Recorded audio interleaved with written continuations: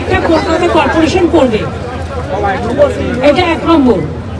দুই নম্বর হচ্ছে যতক্ষণ মার্কেটটা তৈরি না হচ্ছে ততক্ষণ পাশে একটা জায়গা আমরা দেখেছি, সেখানে টেম্পোরারি একটা মার্কেট তৈরি করা হবে, যাদের দোকান পড়েছে তারা সেখানেই দোকান চালাবে।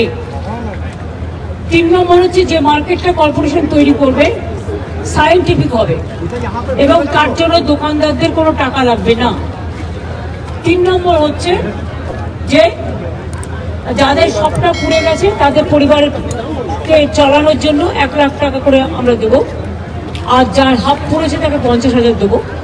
আর যেহেতু ওদের দিন আনে দিন খায়, তাই আমি চেষ্টা করবো কাল পরশুর মধ্যে, ববি আজকে তেহারটে গেছে, ফিরে আসুক, দেবলীনারও অসুখ আছে, পুলিশের সাথে কথা বলে একটা সার্ভে তো করতে হবে কার কার নামে দোকান ছিল, কি ব্যাপার, সেটা না জানলে আপনি কাকে দেবেন, অন্য কেউ নিয়ে চলে যাবে।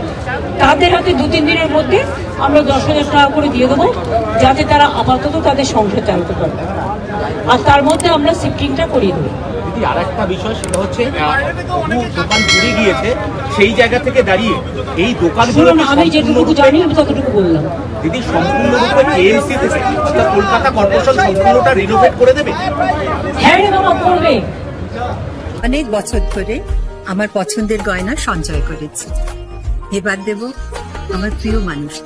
না, it's yours. Now it is yours. আমার পছন্দের গয়না আজ থেকে Sohan, pure and precious orient jewellers.